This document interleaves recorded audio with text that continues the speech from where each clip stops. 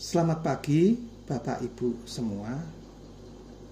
Assalamualaikum warahmatullahi wabarakatuh. Salam sejahtera bagi kita semua. Perkenalkan, saya Firman Kurniawan. Saya mahasiswa profesi keinsinyuran dari Universitas Katolik Sugiharto Semarang dengan nomor induk 24 B5 0052. Dalam hal ini saya mempresentasikan tugas mata kuliah profesi keinsinyuran dalam judul pengelolaan perumahan tahan banjir di Kabupaten Karanganyar dengan studi kasus perumahan Solo Urbana. Perumahan saat ini dicanangkan oleh pemerintah dengan tagline 3 juta rumah. Saat ini perumahan sangat penting. Kita membahas bagaimana perumahan yang bisa tahan terhadap segala bencana. Kami mengambil suatu aspek perumahan yang tahan terhadap bencana banjir. Banjir merupakan salah satu bencana alam yang sering terjadi di beberapa daerah, khususnya di wilayah yang punya curah hujan tinggi, wilayah kondisi geografis yang rendah. Dampak dari banjir ini tidak hanya merusak infrastruktur, tapi juga berdampak buruk dari kehidupan sosial dan ekonomi. Salah satu faktor utama memperburuk kerusakan akibat banjir adalah karena ada kurang kesiapan dalam menghadapi bencana tersebut atau kurang memitigasi. Terutama kita dalam ini akan memitigasi dengan cara pengelolaan perumahan yang tidak dirancang dengan mempertimbangkan aspek ketahanan banjir seperti saluran air yang buruk, ukuran dimensi yang tidak tepat, kurangnya ruang terbuka hijau, kurangnya biopori, atau pemilihan lokasi yang tidak tepat dapat memperparah dampak banjir. Pengelolaan perumahan tahan banjir tidak hanya mencukupi aspek fisik saja, seperti perumahan yang tahan banjir terhadap genangan, tapi juga mencakup perencanaan tata ruang dan perhatikan keberadaan wilayah lingkungan sekitarnya, misalnya keberadaan saluran, sungai, sistem drainase yang efektif juga ada. Selain itu, aspek pendidikan kesadaran masyarakat sekitar agar tidak membuang sampah sembarangan atau menjaga lingkungan hingga mencegah terjadinya bencana banjir. Oleh karena itu, kami membahas aspek penting dalam pengelolaan tahan banjir dari mulai perencanaan, pembangunan, dan pemeliharaan lingkungan sehingga meminimalkan atau memitigasi risiko banjir dan memastikan kenyamanan serta keamanan bagi penghuni perumahan. Salah satu pembahasan kali ini kami mengambil studi kasus di perumahan Solo Urbana di Kabupaten Karanganyar. Dengan adanya pengelolaan perumahan yang efektif, diharapkan perumahan dapat tahan banjir atau menjadi salah satu solusi untuk memitigasi kebencanaan. Latar belakangnya adalah bagaimana perencanaan desain perumahan yang dapat mengurangi risiko banjir meskipun di daerah rawan banjir. 2. Bagaimana pengelolaan sistem drainase ruang terbuka hijau dapat memperbaiki ketahanan perumahan terbanjir. 3. Apa peran dan kebijakan atau regulasi dalam pengelolaan perumahan tahan banjir? 4. Bagaimana peran masyarakat dalam pengelolaan perumahan tahan banjir? Kajian pustakanya lah. Definisinya banjir adalah fenomena alam yang terjadi karena air menggenang di area yang biasanya kering akibat luapan sungai, air laut rob, atau drainase tersumbat. Berbagai faktor akibat banjir adalah curah hujan tinggi, drainase sumbat, atau kerusakan bendungan juga. Banjir dapat terjadi dalam berbagai skala. Mulai skala banjir lokal yang hanya mengurangi beberapa area kecil, atau banjir besar yang melanda wilayah luas dan mengancam kehidupan masyarakat, serta merusak infrastruktur. Pengertian perumahan tahan banjir. Perumahan tahan banjir adalah salah satu konsep pengembangan perumahan yang dirancang dibangun dengan mempertimbangkan aspek ketahanan terhadap banjir. Tujuan utama dari perumahan tahan banjir adalah mengurangi resiko dan dampak banjir terhadap penghuni dan lingkungan sekitar. Dalam perumahan tahan banjir, baik struktur bangunan, infrastruktur, serta tata ruang dirancang sedemikian rupa agar dapat menghadapi potensi banjir, baik dari curah hujan yang tinggi, luapan sungai, maupun genangan air akibat drainase yang tidak memadai atau tersumbat. Beberapa elemen penting yang harus digunakan dalam perumahan tahan banjir meliputi: satunya adalah pertama, desain bangunan. Bangunan perumahan dirancang dengan struktur dapat menghindari banjir. Penggunaan yang elevasi yang tinggi dengan desain-desain perumahan. Yang kedua, sistem drainase yang efektif. Ketiga, pemilihan lokasi. Keempat, ruang terbuka hijau yang banyak. Terus ketiga, ada tanggul atau peninggian jalan misalnya dekat sungai. Empat, pengelolaan sampah dan kebersihan lingkungan supaya tidak ada sumbatan-sumbatan. Selanjutnya, peraturan pemerintah mengenai penanggulangan banjir. Peraturan pemerintah nomor 21 tahun 2008 tentang penyelenggaraan penanggulangan bencana.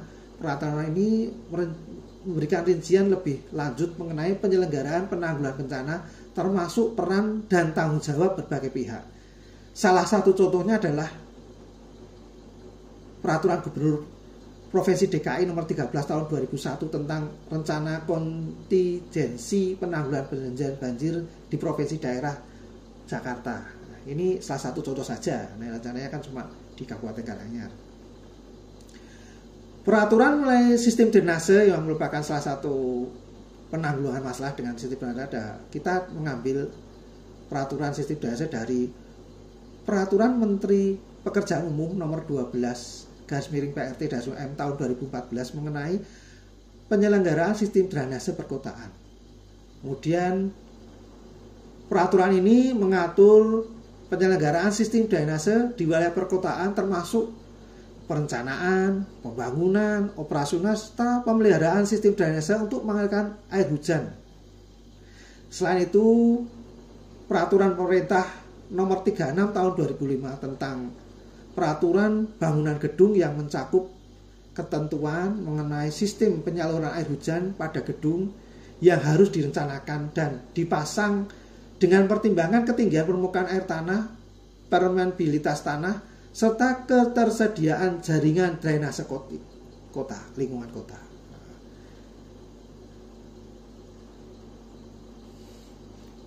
Kemudian peraturan pengelolaan air hujan.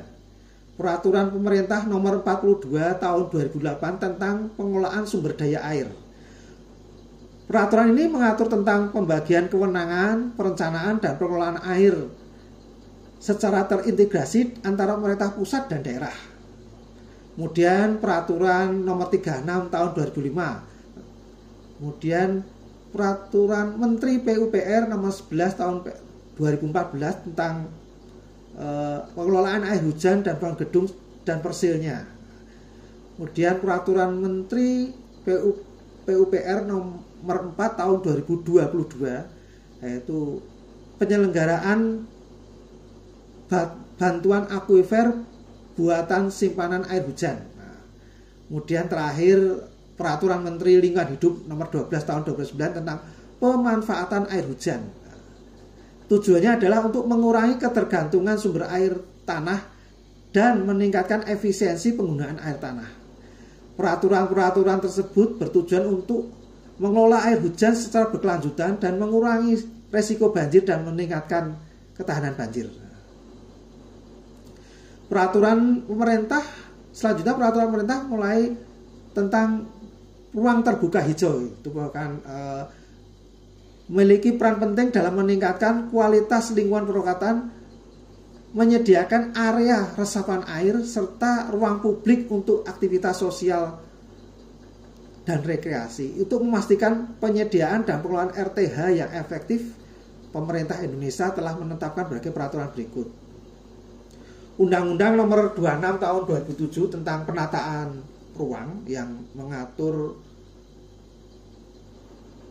luas wilayah yang terdiri dari 20% RTH publik dan 10% RTH privat. Nah, kemudian salah satu lagi Peraturan Menteri Agraria Tata Ruang atau Badan Pertanahan Nasional Nomor 14 Tahun 2022 tentang penyediaan dan pemanfaatan ruang terbuka hijau. Kemudian Peraturan Menteri Dalam Negeri Nomor 1 Tahun 2007 tentang penataan ruang terbuka hijau kawasan perkotaan. Kemudian Peraturan Menteri Pekerjaan Umum dan Perumahan Rakyat Nomor 5 Tahun 2008 tentang pedoman penyediaan pemanfaatan ruang terbuka hijau di kawasan perkotaan. Peraturan-peraturan di atas bertujuan untuk memastikan setiap kota memiliki ruang terbuka hijau atau RTH yang memadai, sehingga dapat mendukung keseimbangan ekosistem, menyediakan ruang publik yang berkualitas dan meningkatkan kualitas hidup masyarakat.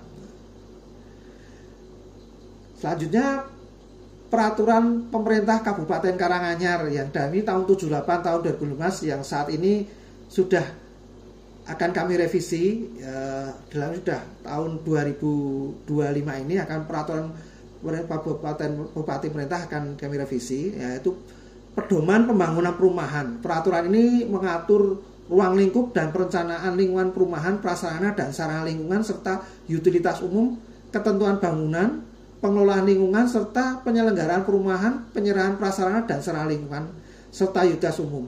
Pasca penyerahan prasarana dan sarana lingkungan secara utilitas umum dan sanksi administratif.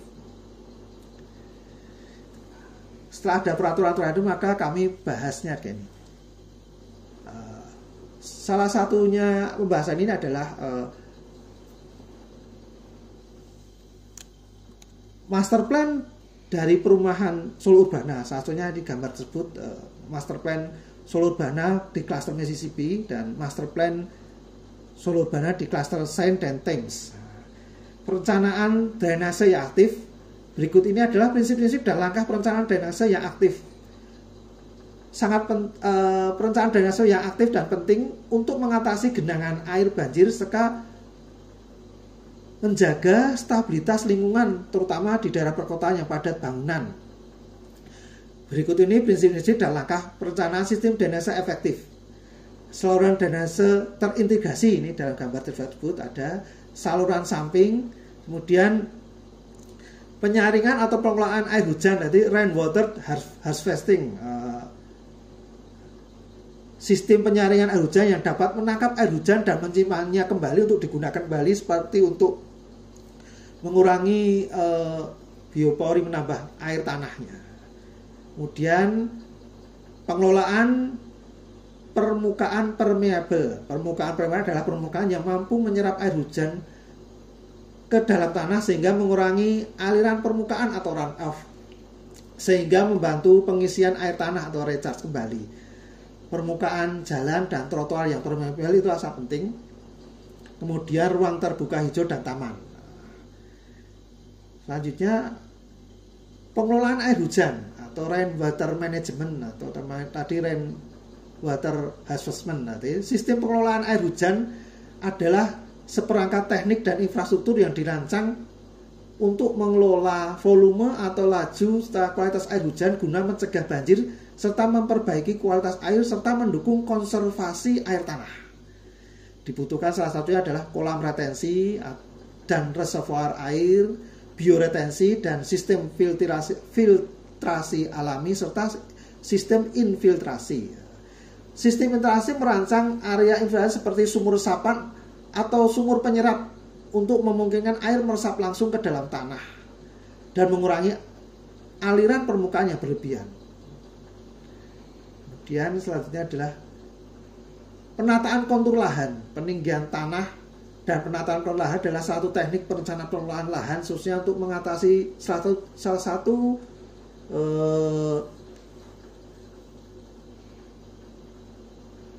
drainase, memperbaiki kualitas tanah dan memitigasi resiko bencana. Perumahan itu merupakan topografi dan tanahnya, menggunakan analisis topografi dan area pemukiman, elevasinya, membentuk kontur tanah yang baik sehingga mengalirkan arah aliran air ke area yang lebih aman atau masuk kolam retensi. Kemudian pemadatan dan penataan memastikan bahwa tanah di area hunian dipadatkan dengan benar dan ditata menghindari genangan air. Pemadat itu juga membantu peningkatan daya resap air. Kemudian pengelolaan sumber air alam, perlindungan dan pengelolaan sumber air alam adalah langkah penting untuk memastikan keberlanjutan pasokan air bersih, menjaga kualitas air dan mencegah kerusakan ekosistem. Sumber air alam meliputi sungai, danau, mata air, waduk, cekungan air tanah yang dapat menjadi sumber utama penyediaan air untuk berbagai kebutuhan manusia serta kehidupan ekosistem. Penanaman vegetasi daerah penyangga, menanam pohon, vegetasi saluran air, area resapan membantu mengurangi erosi dan memperlambat airan sehingga dapat masuk ke tanah. Pemeliharaan air dan saluran penting juga. Penataan ruang, stasionasi, sehingga penataan ruang adalah wujud struktur dan pola pemanfaatan ruang secara baik nasional, regional maupun lokal yang disusun berdasarkan fungsi lingkungan dan kegiatan manusia. Sedangkan zonasi adalah pembagian wilayah ke dalam zona-zona tentu untuk memiliki fungsi dan aturan penggunaan lahan tersendiri sesuai peruntukannya yang direncanakan oleh rencana tata ruang.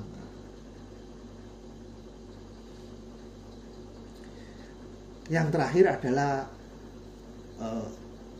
sosialisasi kepada penghuni, mengedukasi penghuni perumahan dan lingkungan sekitar tentang cara menjaga lingkungan agar tetap bersih, mendukung sistem drainase, misalnya menghindari pembuangan sampah sembarangan, menghindari sumbatan air.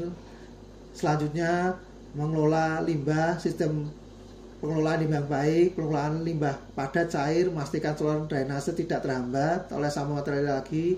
Kalau membangun jalan dengan paving, lanjut terus. Strategi lanjutan.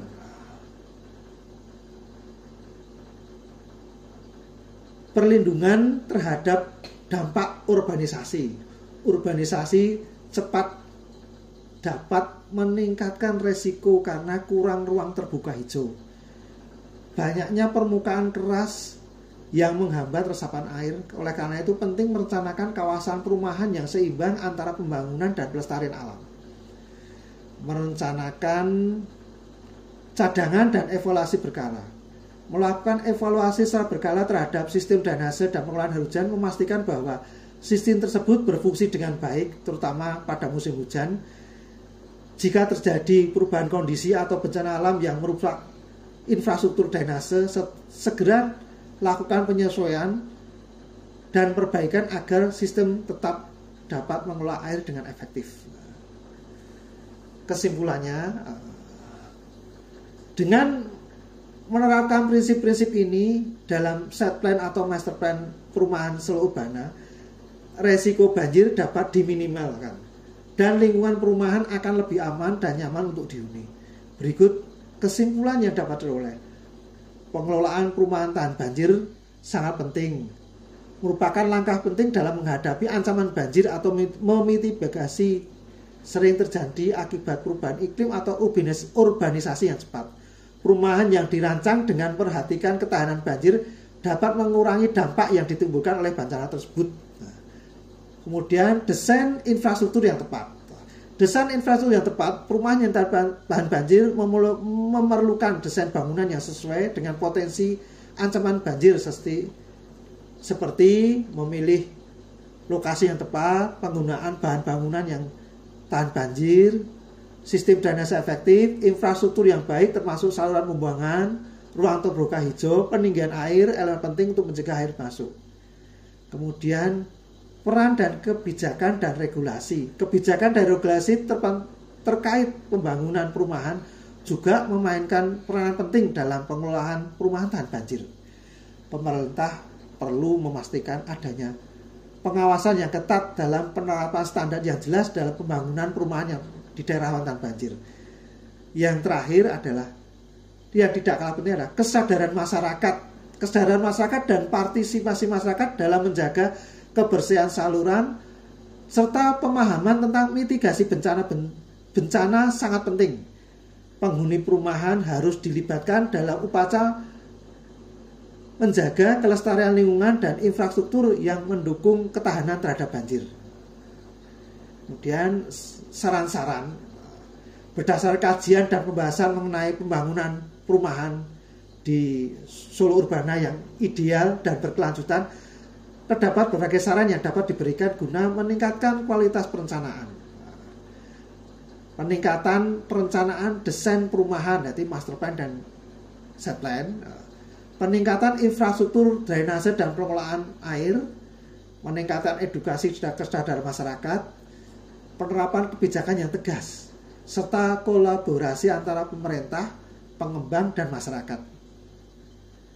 Dengan mengimplementasikan langkah-langkah tersebut, diharapkan perumahan yang tahan banjir dapat menjadi solusi jangka panjang dan efektif dalam mengurangi atau memitigasi akibat banjir serta meningkatkan kualitas hidup masyarakat secara keseluruhan.